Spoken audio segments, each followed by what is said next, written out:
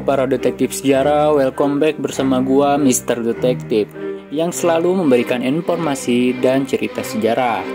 Balik lagi ke pembahasan kemarin, yaitu invasi Italia ke Yunani. Nah, kali ini kita akan membahas operasi besar atau operasi Barbarossa. Mau tahu sejarahnya? Kuy, intro dulu.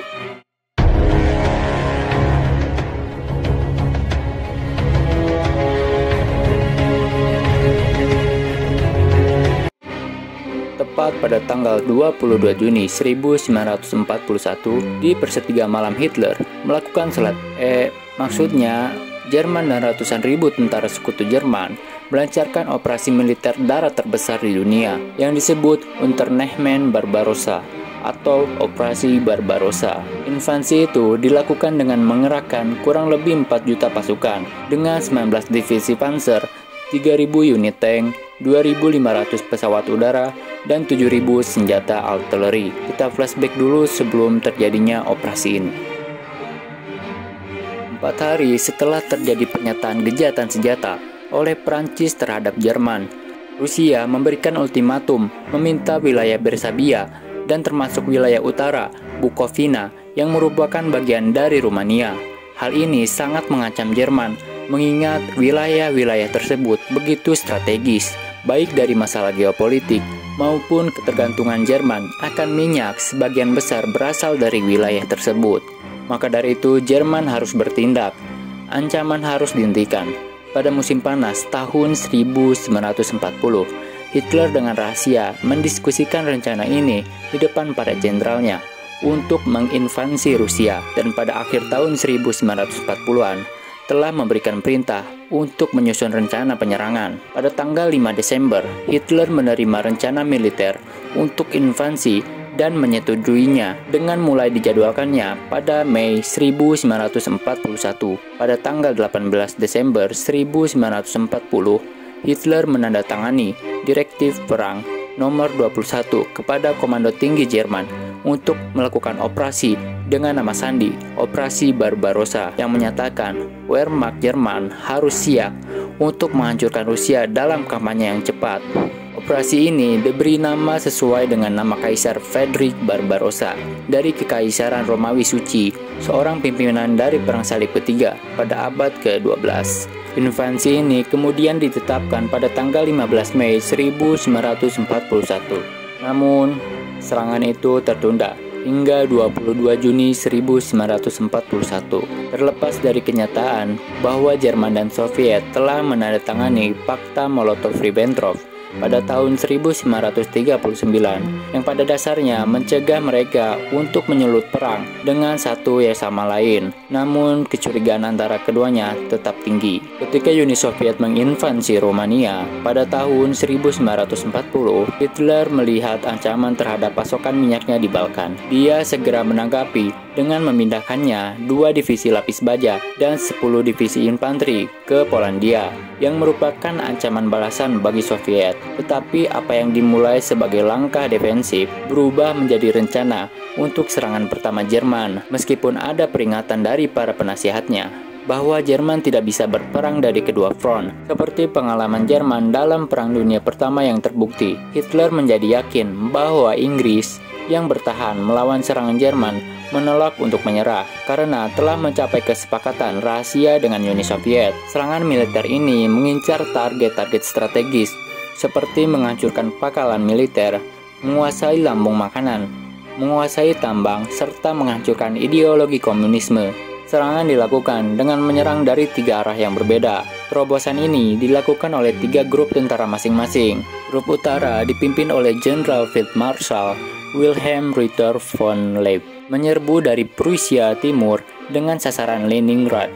Grup tengah di bawah komando Jenderal Field Marshal Fedor von Bock dari Polandia melalui hamparan rawa-rawa luas Pripyat melalui Smolsk untuk kemudian ke Moskow. Sedangkan grup selatan yang dipimpin oleh Jenderal Field Marshal Gerd von Rundstedt bergerak dari arah Kiev dengan tujuan menguasai wilayah gudang pangan atau gandum di Ukraina serta sumber minyak bumi di Kaukasus.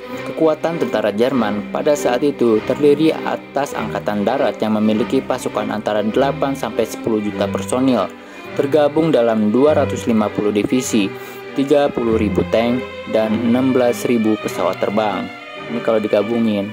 Serangan dilakukan sepanjang perbatasan yang ratusan mil lebarnya dengan strategis koloni dan paralel, persis seperti yang dilaksanakan di Prancis. Strategi seperti ini adalah strategi yang paling baik karena didasarkan atas alasan luasnya medan dan memungkinkan penyerang melakukan tindakan memotong atau mengepung musuh, atau yang sering kita kenal dengan sebutan pincer movement.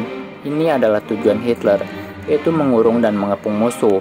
Sebelum tentara Rusia menjaga perbatasan, mereka sudah harus dikurung dan dihancurkan. Dalam serangan pertama, mengakibatkan kerusakan, sekira 3.000 pesawat Soviet berhasil dihancurkan oleh Angkatan Udara Jerman dalam 3 hari pertama serangan dan menguasai wilayah udara Uni Soviet.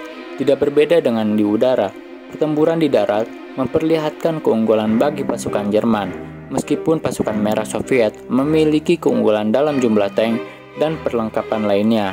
Perang-perang berikutnya, tentara Jerman telah mencapai Sungai Berezina. Ini artinya mereka sudah sejauh 650 km dari garis awal. Pada 11 Juli, Jenderal Guderian telah menyeberangi Sungai Dnieper dan Jenderal Hoth melintasi Sungai Dvina. Target berikutnya adalah Smolensk untuk membuka pintu masuk ke ibu kota Rusia, yaitu Moskow. Awal operasi Barbarossa yang gilang gemilang menimbulkan rasa optimis di benak Hitler. Smolensk sudah berhasil direbut pada tanggal 16 Juni. Dengan direbutnya Smolensk dan majunya grup tengah dan utara ke arah Sungai Luga, kedua grup tersebut telah mencapai tujuan besar pertama mereka, menyeberang dan mempertahankan jembatan darat antara Dvina dan Dnieper. Jalur ke Moskow, yang kini tinggal 400 km jauhnya, telah terbuka lebar. Para jenderal Jerman seperti Halder, Guderian, dan von Kluge hendak bersiap menyerbu terus ke Moskow.